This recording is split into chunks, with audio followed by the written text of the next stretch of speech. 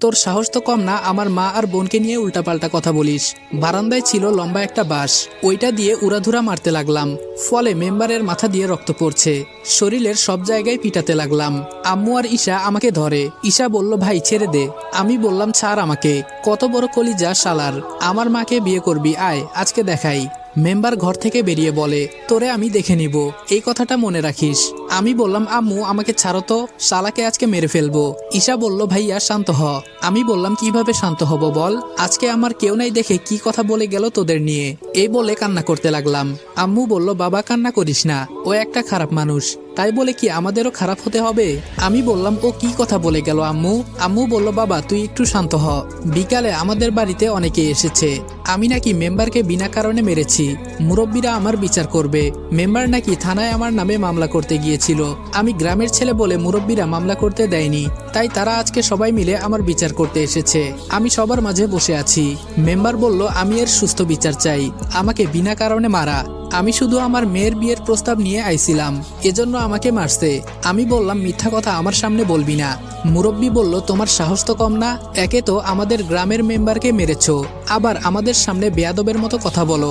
মেম্বারকে সবাই মিলে অনুমতি দেওয়া হলো তার ইচ্ছা মতো আমাকে জুতা দিয়ে মারবে। মেম্বারও তাই করলো। আমি শুধু মুখ বুজে সহ্য করছি। জানি এখন যদি বলি মেম্বার আমার মা বোনের সাথে খারাপ ব্যবহার করেছে, তাহলে কেউই আমার কথা বিশ্বাস করবে না। আমাকে মারতে মারতে মেম্বার হাঁপিয়ে গেছে। শেষে বলল, কালের ভেতরে আমার টাকা দিবি, কই থেকে দিবি এটা বলতে পারবো না, আর আমার মেয়ের সাথে তোর বিয়ে তো দূরের কথা, তোর মুখটাও দেখতে চাই না আমি। বলে সবাই চলে গেল। আম্মু আর ঈশা কান্না করছে। আম্মু বলল, গরিবের কেউ নাই রে বাবা, বিনা কারণে তোরে মেরে চলে গেল। আমি বললাম, আম্মু আমরা আর এই গ্রামে থাকবো না, এভাবে চললে সবাই আমাদের অপমান করবে। ঈশা বলল, হুম ভাইয়া, আমাদেরকে অনেক বড় হতে হবে। আম্মু বলল, তাহলে তুই এখন কি করতে চাস? আমি বললাম, আমাদের এখান থেকে পালিয়ে যেতে হবে। আমার ভাবতেও খুব কষ্ট হয় মা, নিজের গ্রাম ছেড়ে পালিয়ে যেতে হবে, তাও আবার মা বোনকে নিয়ে। আম্মু বলল, এইটা ছাড়া আমাদের কাছে আর কোনো উপায় নেই। ঈশা বলল, ভাইয়া তাহলে মেম্বারের টাকা দিবি না? আমি বললাম, দিব, তবে আগে আমি নিজে প্রতিষ্ঠিত হয়ে নেই। ঈশা বলল, কিন্তু আমরা কই যাব? আমি বললাম, শহরে যাব, তোর যত দরকারি কাগজপত্র আছে সবগুলো রেডি করে রাখ। ঈশা বলল, ঠিক আছে ভাইয়া। ফোনটা বের করে রাত 11টার 3টা টিকিট কাটলাম। দেখতে দেখতে প্রায় 10টার মতো বেজে গেল, আর আমাদের গ্রামে 9টার পর সবাই ঘুমিয়ে পড়ে। আমরা তৈরি হয়ে রওনা দিলাম, চোরের মতন হেঁটে যাচ্ছি।